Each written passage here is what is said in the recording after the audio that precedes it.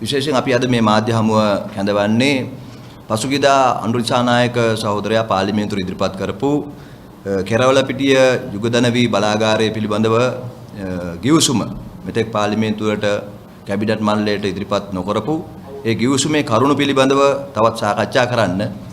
දැන් අපිට පේනවා මේ ගිවිසුම පිළිබඳව විවිධ මත පළවෙමින් තියෙනවා. සමහර කැබිනට් ඇමතිවරුම කිව්වා අපි මේ ගිවිසුම දැක්කේ නැතුව කමක් නැහැ. මොකද 69 ලක්ෂයක් ජනතාව ඡන්දෙ දීලා අනුමත කරලා තියෙන නිසා අපිට මේවා අත්සන් කරන්න පුළුවන් කියලා. මම දැක්ක ඊයේ කියනවා සමහර අය මේ ගිවිසුම ඕන කෙනෙකුට බලන්න පුළුවන් මේක රහසිගත එකක් නෙමෙයි. ඒකින්ද අපි මේ ගැන වැඩි හෙව්වේ නැහැ කියලා. නමුත් මේ වෙනකම් පාර්ලිමේන්තුවේ ඉදිරිපත් කරේ නැහැ. සමහර කැබිනට් අමාත්‍යවරු මේ ගිවිසුමේ පිටපත් ලබා ගත්තෙත් අනුර දිසානායක සහෝදරයාගෙන් බව ඔබ කවුරුත් දැන් දන්නවා. ඒ වගේම නීතිපතිතුමා මේකට අනුමැතිය දීලා තියෙන නිසා මේකේ ප්‍රශ්නයක් නැහැ කියලා කියන ආණ්ඩු පක්ෂයේ മന്ത്രിවරුත් අපි දැක්කා. ඒ නිසාම තමයි මේ ගිවිසුමේ කරුණු පිළිබඳව අපිට කතා කරන්න වෙන්නේ. මේ ගිවිසුමේ මූලික කාරණාවක් තියෙනවා කැබිනට් මණ්ඩලයට ඉදිරිපත් කරපු කැබිනට් සංදේශයන්ගේ. සැප්තැම්බර් මාසයේ 6 වෙනිදා ඉදිරිපත් කරපු කැබිනට් සංදේශයේ තියෙන්නේ මූලික වශයෙන්ම මේ රාමුගත ගිවිසුම මගින් එකඟ වූ නිව්පෝර්ට්‍රස් එනර්ජි සමාගම විසින් වෙස්කෝස් පව පුජ්‍යලික සමාගමේ මහා භාණ්ඩාගාර ලේකම් සතු 140 කොටස් සඳහා තමයි මේ ගිවිසුම අවසර දීලා තියෙන්නේ අපේ කැබිනට් මණ්ඩලයට ඉදිරිපත් කර පත්‍රිකාව. ඒතකොට ඉතා පැහැදිලි මේ ගිවිසුමට කැබිනට් මණ්ඩලයෙන් යම් අවසරයක් කැබිනට් ඇමතිවරු නොදැන අත උස්සලා හරි දීලා තියෙනවා නම් තියෙන්නේ ඇමරිකාවේ නිව්පෝර්ට්‍රස් එනර්ජි කියන සමාගමත් එක්ක ගිවිසුම අත්සන් කරන්න. නමුත් දැන් මේ අත්සන් කරලා තියෙන ගිවිසුම ඔබ දන්නවා මේ වෙනකොටමත් මේක අත්සන් කරලා තියෙන්නේ නිව්පෝර්ට්‍රස් එනර්ජි සමාගමත් එක්ක නෙමෙයි. මේක අත්සන් කරලා තියෙන්නේ ඇත්තටම NFE ශ්‍රී ලංකා පවර් හෝල්ඩින්ග්ස් කියන LLC කියන සමාගමක් එක්ක. එතන අපිට බරපතල ගැටලුවක් තියෙනවා මේක මොන වංචාවක්ද මේ කරලා තියෙන්නේ. ඒකදී දැන් මේ වංචාව හෙළිදරව් කරගැනීමේදී ආරම්භයේදීම අපිට පේන කාරණා ගණනාවක් තියෙනවා. මේ ගිවිසුම පිළිබඳව. මොකද මේ ආරම්භයේදීම පේන මේ ගිවිසුමේ අන්තර්ගතයෙන් තියෙනවද ගිවිසුම අත්සන් කරපු අපේ කැබිනට් මණ්ඩලයෙන් අනුමත කරපු කරුණු කියන කාරණාවට වඩා මූලිකවම ගිවිසුමක් අත්සන් කරනකොටම තියෙන අඩුපාඩු තියෙනවා මේක. මේකේ 35 වෙනි පිටුවට බැලුවොත් ඔබට පේනවා මේ තියෙන 35 වෙනි පිටුව මේ 35 වෙනි පිටුවේ මේ ගිවිසුම අත්සන් කරන්නේ ශ්‍රී ලංකා රජය වෙනුවෙන් සුජිත් රුචික ආටිගල මේ කියන්නේ අපි දන්න මුදල් අමාත්‍යාංශයේ ලේකම් ආටිගල මහත්තයා. හැබැයි ඒකට ඔහුගේ සාක්ෂිකරුවන් හැටියට අත්සන් කරන්නේ ෆර්ඩිනැන්ඩස් ඇඩ්වයිසර් මිනිස්ට්‍රි ඔෆ් ෆයිනෑන්ස් මුදල් අමාත්‍යාංශයේ උපදේශකයෙක් හැටියට. මේ ෆර්ඩිනැන්ඩස් කියන්නේ කලින් විදුලි බල අමාත්‍යාංශයේ හිටපු අමාත්‍යාංශ ලේකම්වරයා. ඔහු මෑතකදී අපිට මාධ්‍යවලදී හමු වෙන්නේ ආයෙත් ඇවිල්ලා තියෙන්නේ විදුලි බල මණ්ඩලයේ සභාපතිවරයා හැටියට. නමුත් ඔහු මෙහි ගිවිසුම අත්සන් කරන්නේ මුදල් අමාත්‍යාංශයේ උපදේශකවරයෙක් හැටියට. හැබැයි ඔහු මුදල් අමාත්‍යාංශයේ උපදේශකවරයෙක් හැටියට පත්වීමක් ලැබලා තියෙනවද නැද්ද කියලා අපි කවුරුත් දන්නේ නැහැ. අපි දන්නේ ඔහු විදුලි බල මණ්ඩලයේ සභාපති වුණා කියලා. එතකොට දැන් ඒක ප්‍රශ්නයක්. ඊළඟට ප්‍රශ්නේ තමයි ඩැනියල් ක්‍රිස්ටෝෆර් නයිට් කියන පුද්ගලයා තමයි NFE ශ්‍රී ලංකා පවර් හෝල්ඩින්ග්ස් කියන මේ ගිවිසුමට සම්බන්ධ අනිත් පාර්ශවයට අත්සන් කළා තියෙන්නේ. එයාගේ සාක්ෂිකරුව හැටියට අත්සන් කරන්නේ මේ ඇඩ්වයිසර් මිනිස්ට්‍රි ඔෆ් ෆිනෑන්ස්. ඒ කියන්නේ අර ඇමරිකානු කොම්පැනිය. අපි හිතමු මේක ඇමරිකානු කොම්පැනියක් කියලා.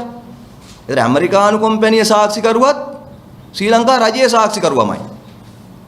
ශ්‍රී ලංකා රජය වෙනුවෙන් ආටිගල මහත්තයා අත්සන් කරනකොට ඇමරිකාවේ කොම්පැනිය වෙනුවෙනුත් සාක්ෂිකරුවම ශ්‍රී ලංකා රජයේ සාක්ෂිකරුවා. එහෙම වෙන්න පුළුවන් ද කිවිසුමක? අපි කසාදයක් බඳිනකොට මනමාලයේ පැත්තේ සාක්ෂිකාරයාම මනමාලිගේ පැත්තේ සාක්ෂිකාරයා වුණා වගේ වැඩක් තමයි මේක. එහෙම තමයි වෙලා තියෙන්නේ. මනමාලයාගේ සාක්ෂිකාරයම මනමාලිගේ සාක්ෂිකාරයා වගේ. මේ කිවිසුමේ ශ්‍රී ලංකා රජයේ සාක්ෂිකාරයා ෆර්ඩිනැන්ඩස් මහත්තයා. හැබැයි ඇමරිකානු කොම්පැනියේ සාක්ෂිකාරයා ෆර්ඩිනැන්ඩස් මහත්තයා. මොකද මේක ශ්‍රී ලංකාවේ කොම්පැනියක් නෙමෙයිනේ. පවර් එනර්ජි අපි ගන්න යන්නේ ඇමරිකාවේ. ඊළඟට ප්‍රශ්නයක් තියෙනවා ආයි දෙවෙනි සාක්ෂිකාරිය. ඒ කියන්නේ ඇමරිකාවේ NFE කම්පැනියේ සාක්ෂිකාරිය නිමල්කා මොරහෙල නිමල්කා මොරහෙල. එයා තනතුර දාලා තියෙන්නේ ප්‍රොජෙක්ට් කෝඩිනේටර් කියලා. අපි මේ නිමල්කා මොරහෙල ගැනත් හොයලා බැලුවා. එයා කලින් වැඩ කරලා තියෙන ටුවරිස්ට් බෝඩ් එකේ. ඒ ටුවරිස්ට් බෝඩ් එකේ ප්‍රොජෙක්ට් වල එයා ඉඳලා තියෙනවා. හැබැයි එයා මේ පවර් ඇන්ඩ් එනර්ජි ටුවරිස්ට් මේ ප්‍රොජෙක්ට් වල ඉඳලා කියලා අපි දන්නේ නැහැ. එයා NFE කම්පැනියේ මේ පෝර්ට්‍රස් කම්පැනි හරි නියෝජිතයෙක්ද කියලා අපි දන්නේ නැහැ. එයා ඒකේ ප්‍රොජෙක්ට් කෝඩිනේටර් කෙනෙක් කියලා අපි දන්නේ නැහැ. අපි දන්නේ නැහැ. දැන් මම මේ කිව්වට පස්සේ පත්වීම් ලිපියක් හදලා දන්නෙත් නැහැ. හැබැයි අපිට නම් හිතෙන්නේ මේ අර රෑ 12යි 6ට තමයි මේක අස්සම් කරේ. එතකොට මෙයා මේ නිමල්කා මෙතන හිටියේ සමහර විට මේ ක්‍රිස්ටෝපර් නයිට් එයාපෝට් එකට කියන්න ආපු කෙනෙක් හිටියට දන්නෙත් නැහැ. කොහොමද නිමල්කා මොරහෙලත් අස්සම් කරලා තියෙන්නේ ඇමරිකාවේ කම්පැනි වෙනුවෙන්. ඒතර ඇමරිකාවේ කම්පැනි වෙනුවෙන් තමයි සාක්ෂිකාරයෝ දෙන්නෙක් ශ්‍රී ලංකාවේ කට්ටිය අස්සම් කරලා තියෙන්නේ. මෙහෙම තමයි මේ කිව්සුම. මේ කිව්සුම පටන් මේ ශ්‍රී ලංකාවට අනාගතයට මේ විදුලි බල ශක්තිය සැපයීමට ශ්‍රී ලංකාවේ රජය වෙනුවෙන් ශ්‍රී ලංකාවේ පුරවැසියන් වෙනුවෙන් කිව්සුමක් අත්සන් කරන හැටි. ඉතින් මේවා දකිනකොට අපිට හිතෙනවා මේවා පාර්ලිමේන්තුවේ කැබිනට් මණ්ඩලයට රටට හෙළිදරව් නොකළේ ඇයි කියලා හිතා ගන්න පුළුවන් කියලා. දෙපැත්තෙම සාක්ෂිකාරය එක්කෙනා වෙනකොට ප්‍රශ්නයක් තියෙනවා. එතන බරපතල. ඊට පස්සේ මේ ක්‍රිස්ටෝපර් නයිට් කියන්නේ කවුද? එයාගේ තනතුර මොකක්ද? එයා මේ නිව් ප්‍රෝට්‍රස් එනර්ජි සමාගමේ කවුද? මොකද මේ වගේ විශාල බරපතල ගිවිසුමක් අත්සන් කරනකොට අපේ ශ්‍රී ලංකා රජයේ කැබිනට් මණ්ඩලයේ මුදල් අමාත්‍ය බැසිල් රාජපක්ෂ මහත්තයා කැබිනට් මණ්ඩලයට ඉදිරිපත් කරපු අනුමැතිය ගත්ත රටට බලශක්තිය ගේන අලුත් බලශක්තිය. අපි දන්නේ නැති එකක් ඒක. රට ජනතාව දන්නේ නැති එකක්. පෝර වගේ තමයි. අලුත් පෝරක් හඳුනා දෙනවා වගේ තමයි දැන් LNG හඳුනා දෙනකොට. ඒක ගේන ඇමරිකානු සමාගමෙන් එන්න එපයි ලොක්ෙක්ම. හැබැයි අපි දන්නවා මේකේ අන්තිම පිටුවල තියෙනවා power of attorney එකක්. බලය පවරලා. ඒ බලය පවරලා තියෙන්නේ chief financial officer ක්‍රිස් ගනීටා. එයා තමයි එහෙ ඉන්න NFE ශ්‍රී ලංකා power holdings එකේ CFO chief financial officer ප්‍රධාන මූල්‍ය නිලධාරියා. එයා බලය පවරලා වල තියෙනවා මේ ක්‍රිස්ටෝපර්ට. අඩුතරමේ එයාවත් මෙහෙට එන්නේ නැහැ. මේ සමාගමේ ප්‍රධානින් එන්නේ නැහැ. ක්‍රිස්ටෝපර් ඩැනියෙල් තමයි එවල තියෙන්නේ. ක්‍රිස්ටෝපර් ඩැනියෙල් ඊට වඩා කවුද කියලා අපි දන්නේ නැහැ. කොහොම හරි එයාව තමයි එවල තියෙන්නේ ශ්‍රී ලංකා රජයත් එක්ක මේ ගිවිසුම අත්සන් කරන්නේ. කොහොම තමයි වෙලා තියෙන්නේ. ඒ තරම් පහළට දාලා තමයි මේක අත්සන් කළා තියෙන්නේ. ඒක නිසා මේක බරපතල සැකයක් බවටපත් වෙච්ච ගිවිසුමක්. ඒක අපි ප්‍රධාන වශයෙන්ම මේ රටේ ජනතාවට පැහැදිලි කරගන්න ඕන මේ ගිවිසුම ගැන දැන් කියන්න ඕන හරියට ඇත්ත කරුණු. එකම පාර්ශවයට දෙපාර්ශවයටම එක්කෙනා සාක්ෂිකාරයෙක් වෙන්නේ කොහොමද? මේකේ වගකීම මොකක්ද? ෆර්ඩිනැන්ඩස් හිටපු මුදල් අමාත්‍යාංශයේ ලේකම්. දැන් විදුලි බල මණ්ඩලයේ සභාපති සභාපති හැටියට පෙනී ඉන්නේ මාධ්‍යවල. එයා මුදල් අමාත්‍යාංශයේ උපදේශකයෙක්ද? එයාට බලයක් තියෙන්නේ කොහොමද අත්සන් කරන්නේ? ඊළඟ ප්‍රශ්නේ. දැන් ඔබ අපි කවුරුත් දන්නවා කැබිනට් මේ ගැන පෙරේයිදා නැවත කැබිනට් මණ්ඩලයට බැසිල් රාජපක්ෂ මහත්තයා සංදේශයක් ඉදිරිපත් කළා තියෙනවා. පෙරේයිදා කැබිනට් මණ්ඩලයට. මේ තියෙන සංදේශය. මේක ඇත්තටම සංදේශයක් වඩා පාපෝච්චාරණයක් කියනක නිවැරදි. මොකද මේ පාපෝච්චාරණයේදී එතුමාලා කියනවා එක තැනක මේ தත්ත්වය යටතේ මේ ද්විකෘත ස්වභාවික වායු කියන එක ලංකාවට හඳුන්වා දෙන්න මුලින්ම යෝජනා ඉදිරිපත් වෙලා තියෙන්නේ 2019 අවුරුද්දේදී කියලා. ඒ කියන්නේ කලින් ආණ්ඩුව තියෙද්දි. ඉතින් ඒ කලින් ආණ්ඩුවත් මේකට සම්බන්ධයි කියන එක තමයි මේ කියන්නේ. ඒතර යෝජනාව New port trust energy limited එකෙන් 2019 දී තමයි ශ්‍රී ලංකා රජයට ලැබිලා තියෙන්නේ. ඒක ඉදිරි කටයුතු කරන්න 2020 ජනවාරි මාසයේ ආයෝජන මණ්ඩලයට යොමු කරලා තියෙනවලු. ඒ ඉදිරි කටයුතු ආයෝජන මණ්ඩලයේ කටයුතු කරමින් ඉඳලා තියෙනවලු. ඉතින් අපි දන්නේ ආයෝජන මණ්ඩලය එහෙම කටයුතු කරාද කියලා. දැන් අපි දැනගන්න කැමති ආයෝජන මණ්ඩලයේ මොනවද කරපු කටයුතු කියලා. එහෙම තියෙද්දි 2020 මුල එවකට හිටපු විදුලි බලශක්ති අමාත්‍යවරයා වර්තමාන විදුලි ජනන සැලසුම් හා සිදුවිය හැකි අඩුපාඩු අවම කිරීම සඳහා යෝජනා නමින් කැබිනට් මණ්ඩලයට සංදේශයක් ඉදිරිපත් කරාලු. ඒ සංදේශේනුත් මේ New port trust energy limited කියන එක ගැන කාර්යක්ෂම ආර්ථික විසඳුමක් දෙන ආයතනයක් හැටියට නිර්දේශ කළා තියෙනවලු. මේ කියන්නේ මහින්ද අමරවීර අමාත්‍යවරයා ගැන. ඒ කියන්නේ දැන් 2020 මුල මහින්ද අමරවීර ඇමතිවරයාත් බලශක්ති ඇමති හැටියට ඉඳද්දි මේ නිව් පෝර්ට් ට්‍රස්ට් එක අනුමත කරලා තියෙනවලු. මේක හොඳයි කියලා තියෙනවලු. කාර්යක්ෂම විසඳුමක් කියලා තියෙනවලු. ඉතින් අපි හොයලා බැලුවා එතුමා එහෙම කියලා තියෙනවද කියලා. මේ තියෙන්නේ ඔය කියන අමරවීර අමාත්‍යවරයා ඉදිරිපත් කරපු පත්‍රිකාව. මේ පත්‍රිකාවේ අමාත්‍යවරයා කියලා නෑ එහෙම කතාවක්. ඔහු කියන්නේ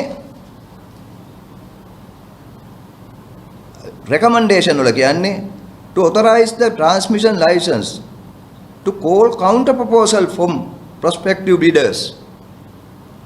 දැන් මෙහෙම යෝජනාවක් ඇවිල්ලා තියෙනවා. හැබැයි ඒකට තවත් යෝජනා ගන්න, counter proposals ගන්න. කාගෙන්ද? prospective bidders. තව bidders ලා ගන්න මේකට. evaluate the proposal. අන්න ඒවා evaluate කරන්න, අගය කරන්න. treasury secretary පත් කරන්න project committee, cabinet appointed negotiating committee. ඊට පස්සේ දෙන්න recommendation. නිර්දේශ දෙන්න කියලා තමයි මහින්ද අමරවීර මහත්මයා කිව්වා කියන්නේ. එතකොට මේ පෙරේද කැබිනට් මණ්ඩලයේ ඉදිරිපත් කර මුදල් අමාත්‍යාංශයේ බැසිල් රාජපක්ෂ අමාත්‍යවරයාගේ කැබිනට් සංදේශය ගැන දැන් මහින්ද අමරවීර මහත්මයා කියන්නේ මොකද්ද? අපි දැනගන්න කැමති, රට දැනගන්න කැමති හිටපු බලශක්ති ඇමති මහින්ද අමරවීරගේ නිර්දේශය ඇත්ත ප්‍රකාශය මොකද්ද කියලා. මහින්ද අමරවීර මහත්මයා කියන්න ඕන මේ රටට දැන්. ඔයා එකඟ වුණා 2020 මුල නිව් පෝර්ට් ට්‍රස්ට් එනර්ජි එක තමයි කාර්යක්ෂම විසඳුම කියලා. අපි දන්නේ නැහැනේ මහින්ද අමරවීර මහත්මයා මේ කැබිනට් සංදේශය දාලා වෙන එකකට එකඟ වුණාද කියලා. ඒකින්ද ඇත්ත කතාව මහින්ද අමරවීර මහත්මයා දැන් රටට කියන්න ඕන. කැබිනට් සංදේශය නම් තියෙන්නේ තවත් අයගෙන් ටෙන්ඩර් කැඳවන්න, ඒවා අගය කරන්න, අගය කළ වාර්තාවක් කැබිනට් මණ්ඩලයට දෙන්න කියලා. හැබැයි බැසිල් රාජපක්ෂ ඇමතිවරයා කියනවා මේක කාර්යක්ෂම විසඳුමක් කියලා එදා මහින්ද අමරවීර අමාත්‍යවරයා කිව්වා කියලා. ඊළඟට දෙවෙනි කොටසේ එතුමා කියනවා 2020 ඔක්තෝබර් මාස 20 වෙනිදා තම පූර්වගාමියා යොදන ලද ශීර්ෂය, පූර්වගාමියා කියන්නේ කවුද? මහින්ද අමරවීර. යොදන ලද ශීර්ෂය වර්තමාන විදුලි ජනන සැලසුම සිදුවිය හැකි පාඩු අවම කිරීම සඳහා යෝජනා යටතේ ඊළඟ අමාත්‍යවරයාත් නව රජයේදී මේ යෝජනාවම ගෙනාවා කියලා. මේ කියන්නේ ඩලස් අලහප්පෙරුම ගැන. අපි ඒකත් හොයලා බැලුවා. මේ තියෙන්නේ ඩලස් අලහප්පෙරුම අමාත්‍යවරයා ඉදිරිපත් කරපු කැබිනට් මෙමොරන්ඩම් එක. ඒකේ ඩලස් අලහප්පෙරුම අමාත්‍යතුමා කියන්නේ නෑ නිව් පෝර්ට් ට්‍රස්ට් එනර්ජි එක සුදුසුම එක කියලා. එතුමා කියන්නේ එතුමාගේ රෙකමෙන්ඩේෂන් වල අර වගේමයි කියන්නේ. To obtain a detailed proposals from New Port Trust Energy and GE to evaluate technical viability and call counter proposal from prospective bidders based on the characteristics of state thrown. ඒකෙත් කියන්නේ මොකද්ද? කැඳවන්න තවත් අයගේ. කැඳවලා ඒවා evaluate කරන්න. Appoint negotiation committee to evaluate the proposals. ඉස්සකුර තියෙන බව දැනගන්න ඕන. යෝජනාව නෙමෙයි යෝජනා. යෝජනා ඉවලුවේට් කරන්න. කළා රෙකමෙන්ඩේෂන් දෙන්න කැබිනට් එකට කියලා. දැන් අපිට බැසිල් රාජපක්ෂ මුදල් අමාත්‍යවරයා කියන කතාව ඩලස් අලහප්පෙරුම ඇමතිවරයා කියන්නේ මොකද්ද? දලසල හප්පරම එමතුමා දැන් රටට කියන්න ඕන. ඔබතුමා කිව්වේ නිව් ප්‍රෝටස් එනර්ජි එකේ යෝජනා විතරක් පිළිගන්න කියලාද? තවත් බිඩර්ස්ලගෙන් තවත් යෝජනා කැඳවලා ඉවලුවේට් කරන්න කියලාද? අපිට පේන්නේ නම් ඔබතුමා කියලා නෑ නිව් ප්‍රෝටස් එනර්ජි එක විතරක් පිළිගන්න කියලා. අපි දන්නවා හැබැයි මේ ඇමතිවරු දෙන්නටම කැබිනට් මණ්ඩලයේදී මේ තනතුරෙන් යන්න සිද්ධ වුණා කියලා. මේ දෙන්නම ඉවත් කළා තමයි ගාමිණී ලොක්කුවේ ඇමතිතුමා දැම්මේ. ඒ වගේම විදුලි බල මණ්ඩලයේ හිටපු සභාපතිතුමා ඉවත් වෙලා තමයි අද මේ ගිවිසුමේ සාක්ෂිකාරයා වන ෆර්ඩිනැන්ඩස් මහත්තයා මෙතනට ගෙනාවේ. අපි සාමාන්‍යයෙන් දන්නවා අමාත්‍යාංශික ලේකම්තුමෙක් ඒ තනතුරෙන් ඉවත් වෙලා ගියාට පස්සේ අමාත්‍යාංශ ලේකම්වරු ඒ අමාත්‍යාංශ යටතේ තියෙන ආයතනවල සභාපතිවරු වෙන්නේ නැහැ සාමාන්‍යයෙන්. අමාත්‍යාංශ ලේකම්වරු කියන්නේ පරිපාලන සේවයේ එන වැදගත් මහත්තුරු. එතුමා බලපු ආයතනයකම සභාපති වෙනවා කියන්නේ ටිකක් පහතට වැටෙන එක. හැබැයි ඔය ෆර්ඩිනැන්ඩස් මහත්තයා ගැන මම දන්නවා කෝප් කමිටුවේදී හම්බෙලා. එයා හුඟක් ප්‍රශ්න කිරීම වලට ලක් කරපු කෙනෙක්. ඒ ගැන මම මෙතන කියන්නේ නැහැ මේ වෙනත් මාතෘකාවක් නිසා. දැන් ඊළඟට අපි බලමු මේ කොටස් පිළිබඳව. දැන් මේකේ තියෙන්නේ කැබිනට් මණ්ඩලයේ අනුමැතියක් දුන්න නම් දීලා තියෙන්නේ මහා භාණ්ඩාගාරයේ ලේකම්වරයා සතු අයිතියෙන් 40%ක්. ඔහුගෙන් 40%ක් මේ ගිවිසුමට ගන්න කියලා. හැබැයි මේ ගිවිසුමේ අනුව අපිට පේනවා මේ තියෙන්නේ කොටස් පිළිබඳ තත්ත්වය මේ සමාගමේ මේ කියන වෙස්කෝ පවර් සමාගමේ කොටස් පිළිබඳ ලැයිස්තුව shareholders in the company කියලා තියෙනවා. shareholdersලා ඉන්නවා 4 දෙනෙක්. Lanka electricity company, LECO, monetary board acting on behalf of the employee provident fund. ඒ කියන්නේ මහා බැංකුවේ මුදල් මණ්ඩලය ඉන්නවා කවුරු වෙනුවෙන්ද? EPF එක වෙනුවෙන්. EPF එකට කොටස් තියෙනවා මිලියන 29ක්. ඒ කියන්නේ 127ක්. ලක්දනවි ලිමිටඩ් ඒකට තියෙනවා මිලියන 5ක් කොටස්. ඊට පස්සේ තියෙන මුදල් අමාත්‍යාංශයේ ලේකම්ට එයා තමයි ඉන්නේ මුදල් අමාත්‍යාංශයේ ලේකම් acting on behalf of the government of Sri Lanka. ඒකට තියෙනවා 50ක් කොටස් මිලියන 55ක්. එතකොට දැන් මේ ගිවිසුම කැබිනට් මණ්ඩලයෙන් දීපු අනුමැතිය අනුව ක්‍රියාත්මක වෙනවා නම් මෙන්න මේ යටම තියෙන මුදල් අමාත්‍යාංශයේ ලේකම්ට මේ ගිවිසුම අත්සන් ගන්න පුළුවන් මේ 50ට විතරයි. එතකොට 50න් 140කට තමයි යන්න පුළුවන්. නමුත් මේ ගිවිසුම අත්සන් කළා තියෙන්නේ මුළු 100%ෙන්ම. මේ අනිකුත් ආයතනවල කොටස් වලිනුත් 140ක් ගන්න. මුළු කොටස් වලින්ම. ඒ කියන්නේ කොටස් මිලියන 111ක් 110ක් තියෙනවා. ඒ කොටස් මිලියන 110න් 130ක් තමයි අත්සන් කළා තියෙන්නේ. පළවෙනි කොටසේදී ෆස්ට් ස්ටේජ්. පළවෙනි කොටසේ කොටස් දීලා තියෙන්නේ කොහමද? මේ තියෙන්නේ ස්ටේජ් 1 shares 11 වෙනි පිටුවේ තියෙනවා 33 million GOSL shares amounting to 30% කියලා තියෙන්නේ. ඒ කියන්නේ මුළු කොටස් වලින් මිලියන 110න් 130ක් ගණන් හැදුවම තමයි මිලියන 33ක් එන්නේ.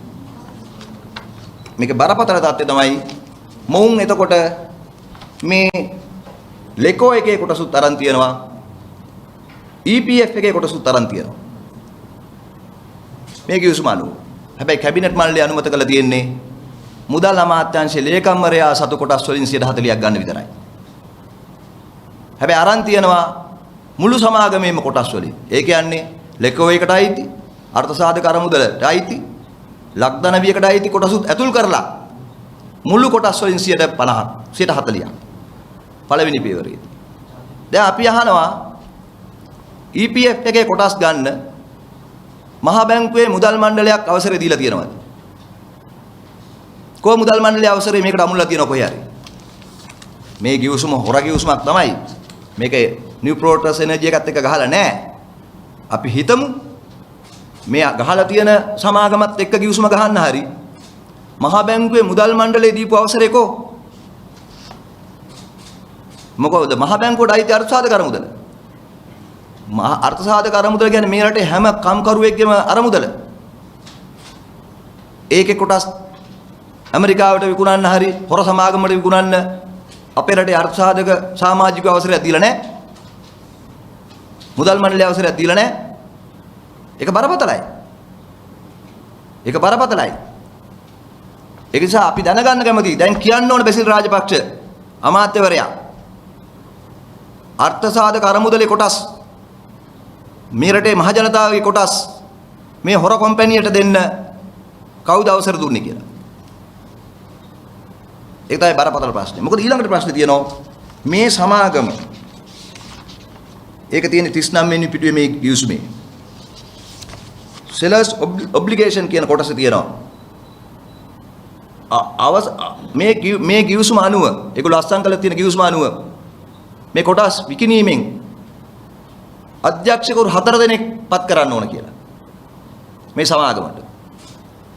ඒ කියන්නේ දැන් ඉන්න අධ්‍යක්ෂක මණ්ඩලයේ ඉවත් කරලා කම්පැනි රෙජිස්ට්‍රාර්ට යවන්න ඕන අලුතින් අධ්‍යක්ෂකවරු 4 දෙනෙක් පත් කරලා. ඒතර ප්‍රශ්නේ තියෙන්නේ 4 දෙනා පත් කරනකොට දැනට මේ සමාගමේ අධ්‍යක්ෂකවරු 7 දෙනා ඉන්නේ. ඒතර 140ට මේගොල්ලෝ ඉල්ලනවා 4 දෙනෙක්. 7න් 4ක් ඉල්ලනවා. මේ කිවිසුම අනුව එකඟ වෙලා තියෙනවා ලංකාවේ රජය. ආටිකල මහත්තයලා එකඟ වෙලා තියෙනවා අධ්‍යක්ෂකවරු 7 දෙනාගෙන් 4 දෙනෙක් පත් කරන්න. ඒ බහුතර අධ්‍යක්ෂක මණ්ඩලය එතනට යනවා. තීන්දුව తీරන ගන්න ඒගොල්ලෝ. මොකද 140 මේගොල්ලෝ හදාගෙන තියෙන ඒගොල්ලන්ට ඕන විදියට. කැබිනට් මණ්ඩලයට ඉදිරිපත් කරපු සංදේශයට අනුව නෙමෙයි. ඒතර අධ්‍යක්ෂකවරු 4 දෙනෙක් පත් කරා මේගොල්ලන්ට බහුතරේ තීන්දුව తీරන ගන්නේ මේ කොටස් ටික විකුණනවද නැද්ද? ඊළඟට මේ කම්පැනිට මොකද කරන්න කියලා තීන්දුව తీරන ගන්නේ කවුද? ඒ 4 දෙනා බහුතරේ වෙලා. ඒතර අපි අහන අර්ථ සාධක අරමුදලේ සමාජියෙක් නැද්ද? අර්ථ සාධක අරමුදලේ කොටසුත් ඊළඟට මොකද කරන්න කියලා තීරණය ගන්න ඒගොල්ලෝ. ප්‍රශ්නේ බරපතල ඉතින්. අර්ථ සාධක අරමුදලට බලපෑම් ගන්න පුළුවන් විදිහට තමයි මේ අධ්‍යක්ෂකවරු හදාගෙන තියෙන්නේ. 7න් 4ක් ඒගොල්ලෝ ඉල්ලන්නේ කොහොමද? අධ්‍යක්ෂක මණ්ඩලය පත් කරන්න ඒගොල්ලෝ අවශ්‍යතාවය හදාගෙන තියෙනවා. මේ පළවෙනි අධිරේම මේ අපි දැන් කතා කරන්නේ ගෑස් සැපීම ගැන නෙමෙයි. ගෑස් සැපීම වෙනම කතා. ඒක අපි වෙනම කතා කරමු. දැන් මේ ගිවිසුමේ තියෙන අඩුපාඩු. අපි අහන නීතිපති ලංකාවේ දැන් බැසිල් රාජපක්ෂ මහත්තයා මේ පෙරේද කැබිනට් මණ්ඩලයට මේ කරපු පාපෝච්චාරණ සංදේශයේ ඉදිරිපත් කරනවා. මේ වාතාවරණය යටතේ නීතිපතිවරයාගේ අවශ්‍ය අදාළ අනුමැතින් ලැබීමෙන් අනතුරුව භාණ්ඩාගාරයේ ලේකම් විසින් 2021 සැප්තැම්බර් 17 වෙනි දින ශ්‍රී ලංකා රජය වෙනුවෙන් නිව් ප්‍රෝටස් එනර්ජි ලිමිටඩ් සමග කොටස් මිලදී ගැනීමේ හා විකිණීමේ ගිවිසුමට අත්සන් තබලා ලදී කියලා. තාම කියන්නේ නිව් ප්‍රෝටස් කියලා. මේක නිව් ප්‍රෝටස් නෙමෙයි. මේක ශ්‍රී ලංකා හෝල්ඩින් කියලා ගහගත් එකක්. ඉතින් අපි අහන්න ඕන දැන් නීතිපතිගේ අනුමැතිය කොහොමද හම්බුනේ මේකට? මුදල් මණ්ඩලයේ මහ බැංකුවේ මුදල් මණ්ඩලයේ ලියුමක් බැලුවද නීතිපති? දැන් එහෙනම් මේ ගිවිසුමේ තියෙන්න ඕන නීතිපතිගේ අනුමැතිය. අපි දන්නවා සාමාන්‍යයෙන් ගිවිසුමක් නීතිපතිවරයා අනුමත කරනකොට ඒක නීතිපති දෙපාර්තමේන්තුවට යවන්න ඕන. ඊට පස්සේ නීතිපති දෙපාර්තමේන්තුවෙන් ඒකට අංකයක් දෙන්න ඕන. ෆයිල් එකක් අරින්න ඕන. නීතිපතිගේ නිලධාරී ඒ වෙනුවෙන් කටයුතු කරන්න ඕන. ගිවිසුමේ අවස්ථානුකූලව ඇති වෙන වෙනස්කම් සාධාරණීකරණය කරන ලේඛන තියෙන්න ඕන. මේකේ නීතිපතිගේ මොකුත් නැහැ. නීතිපතිගෙන් හම්බුනේ කියන නිර්දේශ මේ ගිවිසුමේ නැහැ. ඒව තියෙන්න ඕන. මේකේ තියෙන්න ඕන අනිකුත් ආයතන වලින් ලැබිච්ච අපිට පේන මේකේ අවසාන ඇමුණුම් වල තියෙනවා. අන්න අර ක්‍රිස්ටෝපර් පත් කරලා යන පවර් ඔෆ් ඇටර්නි එක තියෙනවා. රජයේ තාක්ෂේරුකාර දෙපාර්තමේන්තුවෙන් මේකේ ෂෙයාර්ස් වැලියුේෂන් එකක් කරපු තාක්ෂේරු කරන්නේ ලිපියක් තියෙනවා.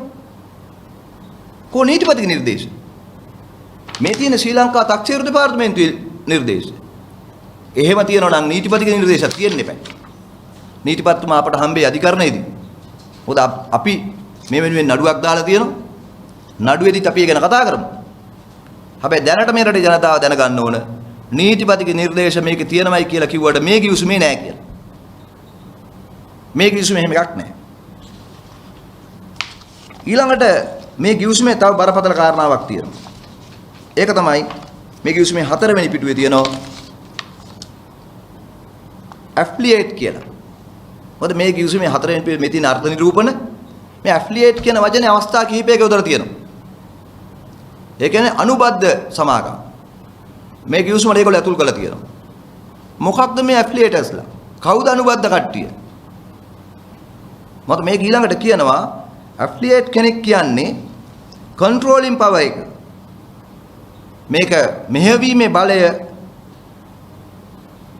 control means ownership directly or indirectly of more than 50% of shares or voting right in the legal entity. එතන 50ක් කතාවක් තියෙනවා.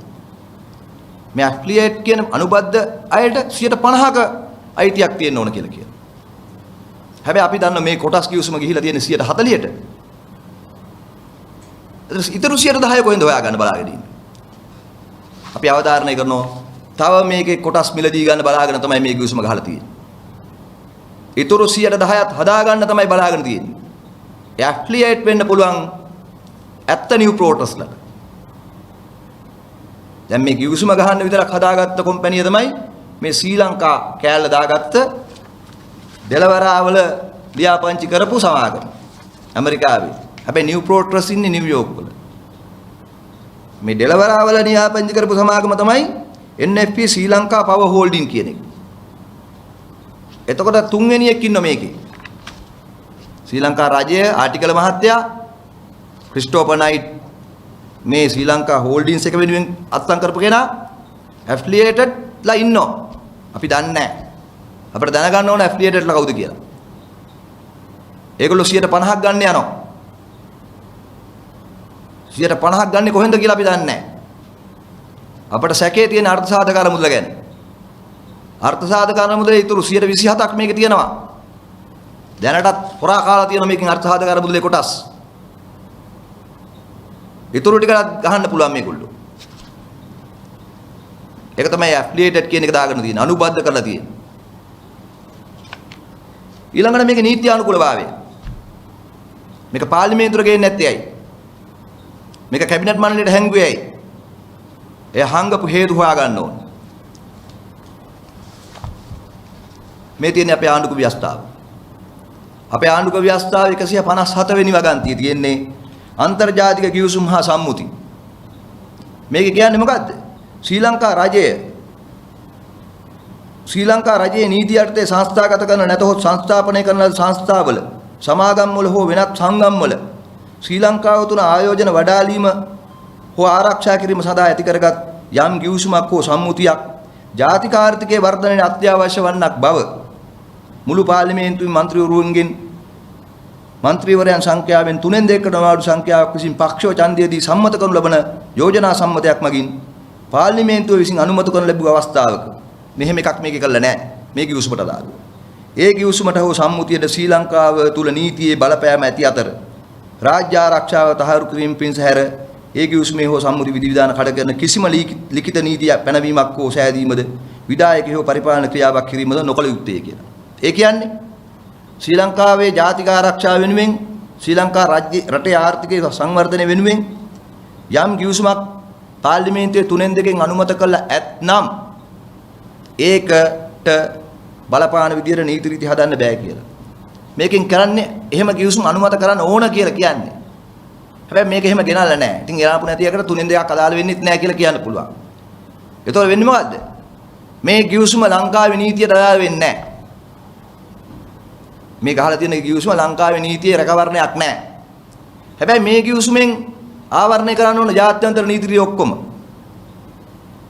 මේ ලංකාවේ ජාතික ආර්ථිකයට බලපාන කිවිසුමක් පාර්ලිමේන්තුවට ගෙනල්ලා සම්මත කළා නැහැ. නැති නිසා ලංකාවේ නීතියෙන් බලපෑමක් නැහැ. හැබැයි මේ කිවිසුමේ මේ කියලා කිවිසුමේ තියෙනවා මේක අදාළ වෙන තැන්. මේක එක තැනක කියනවා මේකට අදාළ වෙන එංගලන්ත නීතිය. තව තැනක කියන මේකේ බේරුම් කරණයක් යන්න ගියොත් එන්න. යම් ගැටලුවක් සම්බන්ධයෙන් බේරුම් කරන ස්ථානයේ සිංගප්පූරුව. ඒ වගේම මේකට අදාළව කියනවා මේ කිවිසුමේ වෙළඳ කොන්දේසිය වලට බලපාන එක්සත් ජාතිකයේ වෙළඳ කොන්දේසි කොමිසමේ දේවල්. ඒවා ඔක්කොම අදාළ කරලා තියෙනවා. හැබැයි ශ්‍රී ලංකාවේ නීතිය අදාළ කරන්නේ නැහැ. ඇයි? හොරකම් කරන නිසා. හොරහිත තියෙන නිසා. මේක හරිනම් කරන්න ඕන. මෙතන මේ 157 ආණ්ඩුක්‍රම ව්‍යවස්ථාවට ගේන්න ඕන. මේ කිව්සුම 157 වගන්තියට අනුකූලව පාර්ලිමේන්තුව ඉදිරිපත් කරා නම් 3/2 ඡන්දෙන් සම්මත වෙන්න ඕන.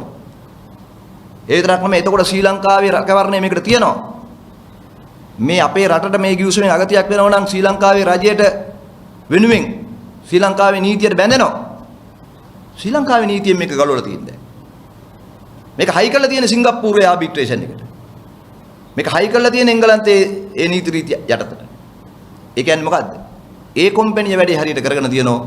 අපේ කට්ටිය ශ්‍රී ලංකාවේ නීතියෙන් මේක අයින් කරලා තියෙනවා. බරපතල ප්‍රශ්නේ ශ්‍රී ලංකාවේ නීතියෙන් විතරක් නෙමෙයි. මේක අස්සම් කරේ ශ්‍රී ලංකා රජය වෙනුවෙන් භාණ්ඩාගාරේ ලේකම් ආටිකල මහත්තයා. මේ විකුණන්න හදන්නේ අපේ රටේ බලශක්තිය සම්බන්ධ අයිතිය. හැබැයි මේ කිව්සුමේම 45 වෙනි පිටුවේ සඳහන් කරනවා sellers warranty කියන කොටසේ seller capacity. කියන්නේ seller කියන්නේ කවුද? අපි. ශ්‍රී ලංකා රජයේ කොටස් ටික. මහා භාණ්ඩාගාරයේ සතු කොටස් ටික. හැබැයි දැන් නම් අර්ථ සාධක අරමුදේත් කොටස් ටික. මේක හයි කරලා තියෙන අර්ථ සාධක අරමුදලත්. ලෙකෝ එකේ කොටස් ටික. ඒක හයි කරලා කියනවා seller capacity යටතේ the agreement constitute a private and commercial act of the seller. ඒ අර්ථය කියනවා this agreement and its execution and performance by GOSL constitute a private and commercial act of GOSL. වැදගත් දේ at not a public or government act. ඒ කියන්නේ මොකද? මේක අදාළ කරන්නේ ලංකාවේදී පෞද්ගලික හා වාණිජ නීතියට විතරයි. හැබැයි අස්සංකාන්නේ මහා භාණ්ඩාගාර ලේකම්. මේකෙන් යන්නේ ශ්‍රී ලංකාවේ බලශක්තිය පිළිබඳ. මේකේ ස්ටේජ් 2 වල මේක දෙවෙනි කොටසේ තියෙනවා. බලශක්ති කොටස් මිලදී ගැනීම ගැන විතරක් නෙමෙයි. මේ කිව්සුමේම තියෙනවා දෙවෙනි කොටස. ස්ටේජ් 2 කියන කොටසේ මේ කිව්සුමේ තියෙන්නේ මොනවාද? මේ තියෙන්නේ 16 වෙනි පිටුවේ ස්ටේජ් 2 conditions. එයාට තියෙනවා for the SRU, FSRU to enter and anchor in Sri Lankan waters, for the mooring of FSRU, for the construction of the LNG terminal, for laying of pipeline both on sea and land, to operate the FSRU, store LNG and RLNG, carry RLNG through the pipeline for supplies onshore, including any environmental approvals, and to supply natural gas on and from completion of construction of the terminal project to power generation facility in Sri Lanka on terms and the responsibility satisfactory to the buyer. මේ දෙවෙනි කොටස. දෙවෙනි කොටසේ තියෙන්නේ gas supply කරන්න ගබඩාව හදන එක, පාවෙන ගබඩාව හදන එක. දෙවෙනි කොටසේ තියෙනවා pipeline හදන එක. දෙවෙනි කොටසේ තියෙනවා gas supply කරන එක. මේ ඔක්කොම ටික මේ පළවෙනි කොටස තමයි මේක අස්සම් කරලා තියෙන්නේ. හැබැයි දෙවෙනි කොටසත් ඇතුල් කරගෙන තියෙන්නේ. කවදා හරි මේ කම්පැනියට කියන්න පුළුවන් දෙවෙනි කොටසට අමුතුවෙන් කිව්සුමක් ඕනේ නැහැ. අපි ඒකත් මේකම අස්සම් කරා කියලා. හැබැයි ඔක්කොම එතකොට ශ්‍රී ලංකාවේ නීතියේ ව්‍යවස්ථාවෙන් පිට තියෙන්නේ. විකුණුම්කරුගේ කැපැසිටි එක තියෙන්නේ පෞද්ගලික නීතියට විතරයි. බරපතල නැද්ද? අපි මේ රටේ ජනතාවගෙන් අහන්නේ මේවා කාටද මෙහෙම ලියලා දීලා තියෙන්නේ? අපි දන්නවා ඉතිහාසයේ පරංගි එනකොට පරංගි එලාගත්තේ ගෙරිහම් කඩකට ඉඩකඩ. ඒගොල්ලෝ ඉල්ලුවේ ගෙරිහම් කඩක් ඉඩකඩ. අපේ රජවරුන්ට තේරුන්නේ නැහැ ගෙරිහම් කඩේ කතාව. පස්සේ පරංගි මොකද කළේ? මේක තීරු වලට ඇදලා කෝට්ටේ රාජධානිය හදාගත්තා කියලා ඉතිහාස කතාවේ තියෙනවා. පෘතුගීසි ඇවිල්ලා මුලින්ම අපේ සමාවෙන් අපේ මේ බලකොටු හදාගත්තා. ඒගොල්ලොන්ගේ බලකොටු හදාගත්තා. ලංකාවට ඇතුල් වෙන දොරටු වල බලකොටු හැදුවේ එහෙමයි. මේක තමයි ඉතිහාස කතාව. ගෙරිහන් කඩක් හදාගන්න ඉඩගත්ත පෘතුගීසි වගේ තමයි අද මේ LNG ගවිසුමට එන්නේ. හැබැයි වැඩේ තියෙන්නේ මේකේ ගෙරිහන් කඩ හදන්නේ අපේ රටේ උන්. මේකේ ගෙරිහන් කඩ හදන්නේ අරගොල්ලෝ නෙමෙයි. ඒගොල්ලෝ වෙනුවෙන් මේ අපේ රටේ බලශක්තිය කෙරවල පිටියේ කොටස යුගදනවි බලාගාරයේ අයිතිය අර ගෙරිහම් කඩේ වගේ තීරු වලට ගලවලා හදන්නේ අපේ කට්ටිය. ඉතින් සමහර කැබිනට් මණ්ඩලයේ ඉන්න ඇමතිවරු කියනවා මේක ගිය සතියේ බාත් දැක්කලු කියවලු වැදගත් නැති නිසා පොඩ්ඩක් පැත්තකින් දාලා තිබ්බලු. සමහරු කියනවා අපිට කොහොමද ජනමතය හම්බෙලා තියෙන්නේ ඕන දෙයක් කරන්න ඒකින්ද ප්‍රශ්නයක් නැහැලු. මේක අහන්න ඕනද අපේ රටේ ජනතාව? මේ ඇමතිවරු කියන්නේ අහන්න ඕනද අපේ රටේ ජනතාව? අපි අහන්නේ ඒකයි. මේගොල්ලෝ පෘතුගීසි කාලේ හිටියනම් අර ගෙරිහන් කඩත් සාධාරණීකරණය කරනවා. මේ අද මේ ඇමතිවරු එදා පරං කියන කාලේ හිටියනම් ගෙරිහන් කඩේලා ගන්න එකත් අනුමත කරනවා. ඒගොල්ලෝ තමයි මේ ඉන්නේ. ඒ පරංගි කාලේ හිටපු කට්ටියගේ නූතන කට්ටිය මේ ඉන්නේ. නූතන පාවා දෙන්නෝ. වෙන කියන්න දෙයක් නැහැ. ඇස්කම් පියාගෙන මේ වස්සම් කළා තියෙන්නේ. අනුමත කළා තියෙන්නේ. එදා ඉතිහාසෙ වෙච්ච දේම තමයි අද ලංකාවේ වෙන්නේ. මේක මේ රටේ ජනතාව තේරුම් ගන්න ඕන. ඒ වගේ කිවිසුමක් මේක. ඒකින්ද අපි තව කාරණා තියෙන ගොඩක් මේකේ හෙළිදරව් කරන්න. දැන් මේ හෙළිදරව් කිරීම කරන්නේ අපි මූලික කාරණා ගැන විතරයි. තව බරපතල ප්‍රශ්න තියෙනවා. මොකද මේ කිවිසුම අනුව මේ ගෙරිහන් කඩේ ඉඩකඩ හදාගත්තට පස්සේ කරන්න ඕන ටිකට දැන් පරිසරය සකස් කරමින් ඉන්නවා. මතක තියාගන්න මේ ගෑස් සිලින්ඩර් පුපුරන්නේ නිකන් නෙමෙයි. අද වරු ගානට පැය ගානට කරන්ට් එක කපනවා. මේ ඔක්කොම ඇතුලේ සාධාරණීකරණයක් කරනවා මොකද්ද? මිනිස්සුන්ට කියනවා දැන් ගෑස් වැඩක් නැහැ. දැන් අපි දන්නවා ගෑස් නැති නිසා මිනිස්සු මේ දවස්වල ගිහිල්ලා දර හොයනවා. දැන් කඩවල වල ගියාම අපිට පේනවා භූමි තෙල් ලිප් ගණන් ගිහිල්ලා. වෙනද 1500 තිබිච්ච භූමි තෙල් ලිප් 8500යි. ඊට පස්සේ මේ ඔක්කොම ගල්ලා මේ ගෙරිහන් කඩ එලා ගත්තට පස්සේ මේගොල්ලෝ ගේනවා LNG. ගෙනල්ලා කියන මිනිස්සුන්ට දැන් ගෑසුත් ඕනේ නැහැ, භූමි තෙල් ලිපුත් ඕනේ නැහැ, දරත් ඕනේ නැහැ. ඔන්න අපි LNG ගෙනාම. ගන්න මේවා. ඉතින් අපේ රටේ මිනිස්සු ගන්නවා. ඒතර මේ හොර කිවිසුම් ගැන මතක නැහැ. එතකොට අන්න මේ මුදලාලිලාට පුළුවන් මොකද්ද? මේ ගෑස් නමක් ගෙනල්ලා මෙහෙ ගහගත්තා. ඊළඟට ගෑස් ටික විකුණන්න පටන් ගන්නවා හන්දි ගානේ. ගෑස් ට්‍රකින් කරනවා. ගෑස් බවුසර් වලින් යාලා විකුණනවා. සමහර විට මේ පයිප්ලයින් ගහන එකයි ගබඩා ගහන එකයි පැත්තකින් තියලා ගෑස් නැවක් මෙහෙට ගෙනල්ලා මෙහි ගෑස් නැවකින් ගෑස් බාගෙන මේ විලදාම වෙන පැත්තකට යන්න පුළුවන්. ඒතර ඒගොල්ලෝ සල්ලි ගේන්නේ නැහැ මේකට. ඒගොල්ලෝ අපේ අර්ථසාධක කර්මවලමයි පාවිච්චි කරන්නේ.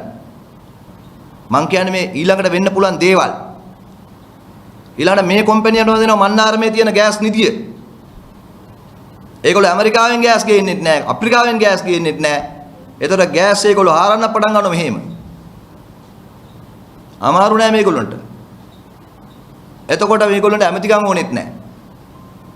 ගෑස් බිස්නස් එකෙන්ම ඒගොල්ලෝගේ ඇමරිකාවේ මව්බිමේ ඒගොල්ලෝගේ රටේ බැසිල් මහත්තයාගේ පුරවැසිකම තියෙන රටේ account එක පුරව ගන්න පුළුවන්. මේවා මේ කිව්සුමේ නෑ. වෙන්න තියෙන දේවල් දැන් අපි කියලා තියෙන එක හොඳයි ජනතාවට.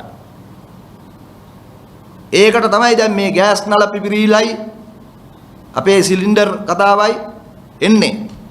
මොකද අපි දන්නවා ලංකාවේ LNG වලට මාරු කරනකොට දැන් LP ගෑස් වෙළඳාම ඉන්න මුදලායිලාට තැනක් නැති වෙනවා. දැන් ඒ මුදලායිලා ලෑස්ති වෙනවා ඊළඟට LNG බිස්නස් එකට. ඒගොල්ලෝ දැන් LP ගෑස් වලට මෙහි හම්බන්තොට හදාගෙන තියෙන ගබඩාවල් ඒ වෙළඳාම ලාෆ් ගෑස් මුදලායිට පාඩු වෙනවා. එතෙන් ඒගොල්ලෝ කරනවා ඊළඟට LNG වලට මාරු වෙන්නේ. ඔක තමයි වෙන්නේ. ඒකින් තමයි දැම්ම දර විකුණ ගන්න කට්ටිය විකුණ ගන්න. ඒක භූමි තෙල් ලිප් හදාගන්න දැන් විකුණන කට්ටිය මේ දවස්වල විකුණ ගන්න. මොකද භූමි තෙල් ලිප් ඕනත් නැති වෙනවා. ගෑස් සිලින්ඩර් ඕනත් නැති වෙනවා. ඒවා එපා කරවීමේ ක්‍රියාවලියකුත් දැන් මේ වෙනවා. මොකද ඊළඟට LNG එන්නේ. LNG බලාගාර ගහලා පයිප්ලයින් ගහලා මේවා හදන්න ලොකු කාලයක් යනවා. මං කියන්නම් බැසිල් මහත්තයා ඊළඟට කැබිනට් මණ්ඩලයට කරන යෝජනාව. එයා ඊළඟට කියනවා අපිට ඉච්චර කල් බලන් ඉන්න බෑ. අපි ගෑස් නැවක් ගෙනල්ලා බංකරින් පටන් ගමු. මොකද අද සිංගප්පූරුව තමයි මේ අපේ කලාපේ බංකරින් කරන්නේ ගෑස් වල. ඊළඟට බංකරින් බිස්නස් එකට එන්න තමයි මේ හදන්නේ. ඒ කියන්නේ නැව් වලින් ගෑස් LNG බිස්නස් එක. බංකරින් and ට්‍රකින් ඊළඟට. ට්‍රකින් කියන්නේ අපේ මේ බවුසර් වලින් කරන බිස්නස් එක. ඕක තමයි ලංකාවේ ඊළඟ බිස්නස් එක. ඒ බිස්නස් එකට ඕන කරන නීත්‍යානුකූලභාවය හොර රහසේ ගිවිසුම් ගහලා හදා ගැනීම තමයි දැන් මේ කරන්නේ. මේ අපි කියන්නේ ඉදිරි අනාවරණයක්. මේ ගෑස් වෙළඳාමේ ඊළඟ පියවර. ඒකත් මේ දැනට අපි කියලා තියෙනවා. මේ මුදලායිලා අපේ රට වෙළඳාම් කරන්න එහෙමයි. මේ වෙළඳ මාෆියාව අද කැබිනට් මණ්ඩලයේ ඉන්නවා. මේ වෙළඳ මාෆියාව බලශක්ති වෙළඳ පොලේ ඉන්නවා. ඒ නිසා තමයි මම මේක අනාවරණය කරන්නේ. මේගොල්ලෝ මේ එක්සත් ජනපදයේ තියෙන මේ ඩෙලවරා කියන ප්‍රාන්තයට ගියේ මේ බිස්නස් එකට. නැත්තම් නිව් ප්‍රෝසෙස් එනර්ජි කියන්නේ හොඳ කම්පැනියක්. නම් ඒගොල්ලෝ එන්නේ නීත්‍යානුකූල ක්‍රමයට. තව දෙයක් තියෙනවා මට අමතකුණා ඒක කියන්න. ඒකත් කියන්න. මේ පෙරේදා මුදල් අමාත්‍යාංශයට දාපු පාපෝච්චාරණ සංදේශේ බැසිල් රාජපක්ෂ මහත්තයා කියනවා මේකට සම්බන්ධ වුණාලු මේ අර 2020 නොවැම්බර් 2 වෙනිදා අමාත්‍ය මණ්ඩල සටහනක් මගින් විදේශ අමාත්‍යවරයා ඇමරිකා එක්සත් ජනපද රාජ්‍ය ලේකම් අතිගරු ඒකට නම් අතිගරු කියලා දාලා තියෙනවා. මයිකල් ආර් පොම්පියෝ මහතාගේ ශ්‍රී ලංකාවේ නිල සංචාරය. ඒ මයික් පොම්පියෝත් මේක කිව්වලු. මයික් පොම්පියෝ කියලා තියෙනවා මේ ගෑස් වෙනදාම ඕගොල්ලෝ කරගන්න කියලා. දැන් තමයි ඒකත් කියන්නේ. අපි ඒ කාලේ කිව්වා මේ පොම්පියෝ එන්නේ හොඳ කර නෙවෙයි කියලා. ඉතින් මයික් පොම්පියෝත් ඇවිල්ලා කිව්වලු මේ සාකච්ඡාවලදී නිව් ප්‍රෝටස් එනර්ජි යෝජනාව ගැන අවධානය කරන්න කියලා. මේ ශේෂ්ඨ ගැටළු කතාවලු ඊට පස්සේ මේ තවදුරටත් විදේශ අමාත්‍යාංශයේ ලේකම්වරයාගේ ශ්‍රී ලංකා ආයෝජන මණ්ඩලය යොමු කරන ලද 2020 නොවැම්බර් 6 වෙනි දින ලිපිය මගින් නිව් ප්‍රෝටස් එනර්ජි ලිමිටඩ් ඉදිරිපත් කරන යෝජනාව පිළිබඳ විශේෂ අවධානය යොමු කළා. පොම්පියෝත් ගාවගෙන ඇමරිකානු තානාපතිත් ගාවගෙන. හැබැයි මේක හදන්නේ ශ්‍රී ලංකාවේ නීතියට නෙමෙයි පෞද්ගලික නීතියකට යටත් කළා. අපි අහනවා දැන් මේ හොර ගිවිසුම ගැන ඇමරිකා එක්සත් ජනපදයේ තානාපතිගේ ස්ථාවරය මොකද්ද? ඔබතුමියගේ විශේෂ රාජ්‍ය නියෝජිතයා ඇමරිකා එක්සත් ජනපදයේ රාජ්‍ය ලේකම් මයික් පොම්පියෝ ලංකාවට කරපු නිර්දේශය මොකද්ද? ඇමරිකාව තානාපතිතුමියත් මේ ගැන කියන්න ඕන දැන්. ඩලස් සල්හප්පෙරුම් මහත්තයා, අමරවීර මහත්තයා වගේම ඇමරිකානු එක්සත් ජනපදයේ වෙනුවෙන් ඇමරිකානු තානාපතිතුමිය මොකද්ද දරන ස්ථාවරය? මොකද දන්නවද? ඇමරිකාවෙන් නම් මේ ගෑස් ගන්නේ ඒගොල්ලෝ නිර්දේශ කරන හොඳ සමාගමක්. මේ ගෑස් ක්‍රියාවලියේ අලුතෙන් මේන කට්ටියක් මේගොල්ලෝ. නිව් ප්‍රෝටස් කියන්නේ. මොකද මේ එහෙමනම් මෙයි මේ ඩෙලවරාවල මේක රෙජිස්ටර් කරන්නේ. මේ අපේ පක්ෂේ සහෝදරවරු ඊයේ පෙරේද දවස් දෙක නිවාඩු දවස් නිසා ඊයේ දවසේ හොයාගත්ත තොරතුරු. මේ ඩෙලවරාවල මේ කම්පැනිය NFP ශ්‍රී ලංකා පවර් හෝල්ඩින්ස් කියන කම්පැනිය ඇනුවල් ටැක්ස් ඇසෙස්මන්ට් එක $300යි. ඒ කියන්නේ ටැක්ස් ගෙවන්නේ අවුරුද්දකට $300ක කම්පැනියක් මේක. හැටියට තමයි දාලා තියෙන්නේ. $300 කම්පැනියකටද අපේ රටේ බලශක්ති සැපීමේ කොන්ත්‍රාත් එක දෙන්න යන්නේ. අපි අහනවා මෙරට ජනතාව දැනගන්න ඕන. මේ කම්පැනියේ ඩොලර් 300ක ටැක්ස් වගකීමක් තියෙන සමාගමකටද මේ අපි මේ ගිවිසුම ගහලා තියෙන්නේ. රෑ 12ට ගහපු ගිවිසුම. මෙතන මේ ඩෙලවරා කියන්නේ හොරුන් ලියාපදිංචි කරන තිප්පලක් වගේ තමයි. ඒතර ලියාපදිංචි කරලා තියෙනවා. මේ ලියාපදිංචි කරපු නම් ලැයිස්තුවෙන් අපි ගත්තේ මේ ශ්‍රී ලංකාවේ නම තියෙන මේ කම්පැනි නම තියෙන තැන. NFP ශ්‍රී ලංකා Power Holdings LLC. මේ තව නම් ලැයිස්තුවක්ම තියෙනවා NFP එක මෙතන රෙජිස්ටර් කරලා. මොකද ඒගොල්ලෝ මෙතන මේ රෙජිස්ටර් කරගෙන තියෙන්නේ ඒ රටේදී බදු සහන ගන්න. ඒ රටෙන් බදු සහන ගන්න. ඒ කියන්නේ නියම කම්පැනි නෙමෙයි. වෙන එකක් ගහ ගන්නවා. ඒගොල්ලෝ ලියාපදිංචි කරන්නේ ඒකට. හැබැයි මේ ගිවිසුමේ තියෙනවා මේක සංවර්ධන උපාය මාර්ග පනත යටතේ බදු වලින් ලංකාවේදී නිදහස් කියලා. ඒකට මේ ගිවිසුමෙන් ලංකාවේ බදු වලින් නිදහස් වෙනවා. බදු සහන ලංකාවේදී ගන්නෝ. මෙතන මේ ඩෙලවරා වල රෙජිස්ටර් කරලා එහෙනුත් බදු සහන ගන්නවා. මරු වැඩේ. අපි තව දැනගන්න ඕන දෙයක් තියෙනවා. මේ කම්පැනි වල එහෙ නියෝජිතයෝ කවුද කියලා. ඒ අධ්‍යක්ෂක මණ්ඩලය කවුද කියලා. ඒවත් මේ රට දැනගන්න ඕන. මොකද මේ ඩෙලවරා වල හුඟක් ලියාපදිංචි කරන අතරේ මෙතන මේ ඇඩ්‍රස් එකේම එකක් මේ රටේ මාධ්‍ය විදිහට බාර කරනවා. අර පැනමා account වල හිටපු අයත් ලියාපදිංචි කරලා තියෙනවා. පැන්ඩෝරා වගේම පැනමා account වල හිටපු අයත් මෙතන ලියාපදිංචි කරලා තියෙනවා. ඒ වගේ තැන් තියනවා ලෝකේ අර. සාමාන්‍යයෙන් ගත්තොත් එහෙම ඔය අපේ රටේ තියෙනවනේ ළමයි ඉස්කෝලේ දානකොට ඇඩ්‍රස් දෙන කට්ටිය. ළමයි ඉස්කෝලේ වලට දානකොට ඇඩ්‍රස් දා ගන්නවනේ ඔය ජනප්‍රිය පාසල් කිට්ටුව.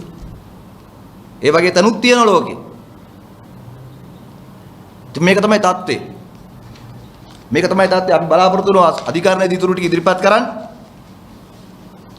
අපි බලාපොරොත්තු වෙනවා මේ රටේ ජනතාවගෙන් මේ ගැන සහයෝගය මේ රටේ මාධ්‍ය වලින් මේ වෙනුවෙන් සහයෝගය බලාපොරොත්තු වෙනවා. විශේෂයෙන්ම අපේ රට ආදරය කරන විදේශගත වෙලා ඉන්න ඇමරිකා එක්සත් ජනපදයේ ඉන්න විශේෂයෙන් ශ්‍රී ලාංකිකයෝ දැන් ලොකු උනන්දුවකින් මේක හොයනවා.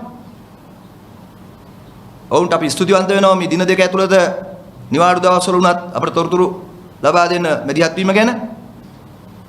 ඒ වගේම මේ රටේ ඉන්න සියලුම ආගමික නායකින්ගේ මහානායක ස්වාමින් වහන්සේලා ඇතුළු ආගමික නායකින්ගෙන් අපි ඉල්ලීමක් කරනවා මේකට මැදිහත් වෙන්න කියලා. මේක රටේ බලපත්‍ර ප්‍රශ්නයක්. මේක ජාතික ප්‍රශ්නයක්. මේක අපේ රටේ ඊළඟ අනාගත පරම්පරාවේ බල ශක්තියේ අයිතිය පිළිබඳ ප්‍රශ්නයක්. ඒ වගේම මේක වෙනුවෙන් නිහඬ කළා තියෙන ආණ්ඩුවේ කැබිනට් මණ්ඩලයේ ඉන්න අමාත්‍යවරුන්ගෙන් අපි ඉල්ලීමක් කරනවා මේ වෙනුවෙන් හඬ අරින්න කියලා. කටහඬ අරින්න කියලා. විශේෂයෙන් ඉදිරියේදීත් අපි මේ ගැන තවදුරටත් කරුණු අනාවරණය කරන්න බලාපොරොත්තු වෙමින් අපේ සාකච්ඡාව අවසන් කරනවා. ඔබට තියෙන ගැටළු ප්‍රශ්න ඉදිරිපත් කරන්න කියලා ඉල්ලා සිටිනවා.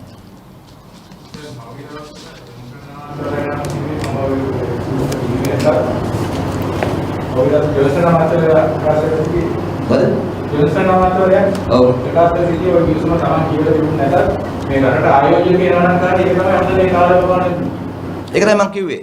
අර පරංගික කාලේ හිටපු ගෙරිහම් කඩට ඉඩ දුප්පු කට්ටිය තමයි. ඒගොල්ලෝ S2 පියාගෙන තමයි යාට අස්සම් කළ තියෙන්නේ. ආයෝජන එනවා කියලා මේවත් ආයෝජනද? මේවා ආයෝජනද? මේවා ආයෝජන නම් මීට වඩා හොඳයි කොහේ හරි රටකට ගිහිල්ලා ඇමරිකා එක්සත් ජනපදයට ගිහිල්ලා අර හෝම්ලස්ලා වගේ ඉන්න කට්ටිය ඉන්න හිඟා කනවා. අන්න එහෙම හිඟා කෑවන. ඊට මීට වඩා දෙනවා මිනිස්සු එනවා. කැබිනට් මණ්ඩලයේ ඉන්න කට්ටිය යවුවා නම් හොඳයි ඇමරිකා එක්සත් ජනපදයේ පේමන්ට් එකේ ඉඳලා හිඟා කාලා වරින් කියලා. මේ වගේ රටපාව දෙන්නේ නැතුව. අපිට කියන්න තියෙන එච්චරයි.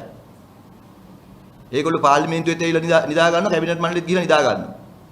ඉතින් ඒකින්ද ඔය මේ මිනිසුන්ට අපේ රටේ නිල නිවාස දෙන්නේ. ඉස්සරහින් පස්සෙන් ගාඩ් එක දාලා ආරක්ෂකයෝ දීලා පරිස්සම් ගන්න ඕන මේ මිනිසුත්. අපි මේ රටේ ජනතාවගෙන් අහන්නේ. ආරක්ෂකයෝ දීලා නිල වාහන දීලා නිල නිවාස දීලා පරිස්සම් ගන්න ඕන S2 පියාගෙන කියවන්නේ නැතුව අස්සම් කරලා රට විනාශ කරන විකුණන මේ මිනිස්සුද? මම කියන්නේ ඒ වගේම මේ මාධ්‍යවල තව පෙන්වන්න බුදුමන්ලා. ඒක රටේ ජනතාවට තේරෙයි මේ මිනිස්සු කැබිනට් මණ්ඩලයට යවන්න ඕනේ මොකටද කියලා. යවුවේ මොකටද කියලා. ඒ කියන ප්‍රකාශ වැඩිපුර දාන්න. හොඳයි. අපෙන් නම් ඒවට පැහැදිලි කිරීම ඉල්ලන්න එපා. මොකද අපේත් කේන්ති වැඩි වෙනවා එතකොට. දැන් ඒක කියනවා මේ කොමෙන්ට් සාමාජික වෙනවා කියලා පාර්ලිමේන්තුව ප්‍රකාශ කරා. දැන් ඔය වගේ ප්‍රකාශ කරන කැබිනට් සමාජවල ඉන්න භාවිතේ ගොඩනගා මම ප්‍රකාශ කරේ නෑ. ව්‍යවස්ථාවේ තියෙන දේ මං කිව්වේ. ව්‍යවස්ථාවේ තියෙනවා ජාතික ආරක්ෂාව ගැන එහෙම නැත්නම් ජාතික ආර්ථිකය ගැන වැදගත් ගිවිසුම් අන්තර්ජාතික ගිවිසුම් හා සම්මුතීන් ඇති වෙනවා නම් ඒවා රටේ නීතියට අදාළ වෙන්නේ පාර්ලිමේන්තුවේ සම්මත කරාම කියලා. සම්මත කරන්න ඕන කියන්නේ මම නෙමෙයි ශ්‍රී ලංකාවේ ව්‍යවස්ථාව. ඉතින් මේ ව්‍යවස්ථාවේ දිවුරුම් දීලා තමයි මේගොල්ලෝ ඇවිල්ලා ඉන්නේ පාර්ලිමේන්තුවට. ඒගොල්ලන්ට එහෙම කියන්න දෙයක් බෑ කවදාකවත් මම දැක්කේ නෑ දන්නේ නෑ. මට නිින්ද ගියපු වෙලාවක තමයි උක දාලා තියෙන්නේ කියලා. එහෙම කියන්න බෑ. ව්‍යවස්ථාවට අනුව පාර්ලිමේන්තුවේ ඉන්නවනේ.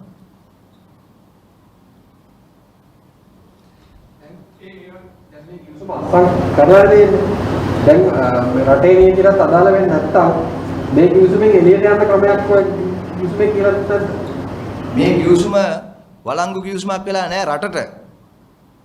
ඒකයි තියෙන ප්‍රශ්නේ. මොකද රටේ නීතිය ඉස්සරහා මේක ප්‍රශ්නයක් දැන්.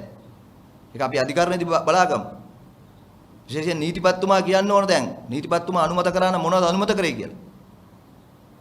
මොකද මේවා මෙහෙම ඔක්කොම ඇස්කම් පියාගෙන නීතිපතිතුමේ අනුමත කරනවද මහත්තයා මේ දෙපැත්තටම සාක්ෂි රස්සම් කරන ගිවිසු? එකම පුද්ගලයා දෙපැත්තටම රස්සම් කරන ගිවිසු? නීතිපතිතුමා නෙමෙයි. අර කසාදයක් රෙජිස්ටර් කරන රෙජිස්ට්‍රාර් මහත්තයෙක්වත් අස්සම් කරන්න දෙන්නේ නැහැ. රෙජිස්ට්‍රාර් මහත්තයෙක් ළඟට ගිහිල්ලා කසාදයක් අස්සම් කරන්න ගියාම එකම සාක්ෂිකාරයා දෙපැත්තටම අස්සම් කරන්න ගත්තොත් එහෙම රෙජිස්ට්‍රාර් අහන්නේ නැද්ද ඇයි එකම පුජ්‍යල දෙපැත්තට අස්සම් කරන්න කියලා. ඉතින් අපේ නීතිපතිතුමාට අහන්නයි කොන්දක් තිබුණ නැද්ද මේ කිවිසුමේ දෙපැත්තටම එකම කට්ටිය අස්සම් කරන්නයි කියලා. ඊළඟට මෙන්න මේක නිසා තමයි මතක තියාගන්න මේ කිවිසුම අවුරුදු 2ක් යනකම් රටට පෙන්වන්නේ නැහැ කියලා කිවිසුමේ වගන්තියක් දාගෙන තියෙන්නේ. ඇයි? ගිවිසුමක් එහෙම රටට පෙන්වන්නේ නැහැ කියලා කියන්න පුළුවන්ද? මේක ඇමරිකාවේ පැත්තට නම් එහෙම ප්‍රශ්නයක් නැහැ. ඇමරිකාවෙන් දාපු කොන්දේසියක් නෙමෙයි ඒක. ඒක අපේ හාදෝ දාපු එකක්. මොකද රට දකින්නවනේ ඒතකොට මේවා. රටට තේරෙනවනේ මේවා. රටට දැන් මේ ගිවිසුම හිතන්නකෝ අපි පාර්ලිමේන්තුවේ අදින්න නැතුව අනුර දිසානායක සහෝදරයා මේක පෙන්වන්න නැතුව තිබුණා නම් මොකද වෙන්නේ කියලා. අවුරුදු 2ක් යනකම් මේක කාටවත් දකින්න බෑ. ඒ කියන්නේ මේගොල්ලෝ අවුරුදු 2ක් යනකොට අකුලගෙන ගිහිල්ලා.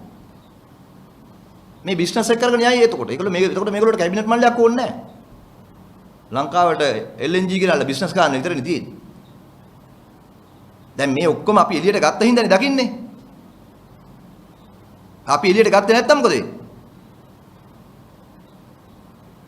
එතකොට මේ කිවිසුමේ කියනවා අවුරුදු 2ක් යනකම් මේක පෙන්වන්නේ නැහැ. එතකොට ෆර්ඩිනැන්ඩස් දෙපැත්තටම අස්සම් කරා කියලා පේනවද? ක්‍රියාත්මක වෙන ටික පේන්නේ එතකොට. ඒකයි මේකේ භයානකම. කල්පනා කරලා බලන්න. ඉන්දු ලංකා ගිවිසුම 1987 අස්සම් කරේ ලංකාවට බලෙන් පරිප්පු දාලා. රජීව් ගාන්ධි මහත්තයා ඇවිල්ලා. අපිට කියන්න බෑ ඒකට වඩා මේක භයානකද මේකට වඩා ඒක භයානකද කියලා. හැබැයි දෙකම භයානකයි. දෙකම භයානකයි. එදා ඒකෙන් පස්සේ තමයි ඉන්දියා හමුදාව ලංකාවට කොට බැස්සේ. ඊට පස්සේ තමයි අපේ රටේ ජනතාව ඒකට විරුද්ධව මහපාරට බැස්සේ. ඒ වගේම තමයි මේවා. අවුරුදු 2ක් මේ රටේ ජනතාව දකින්න නැති කිවිසුමක් බවට පත් වෙනවා මේක.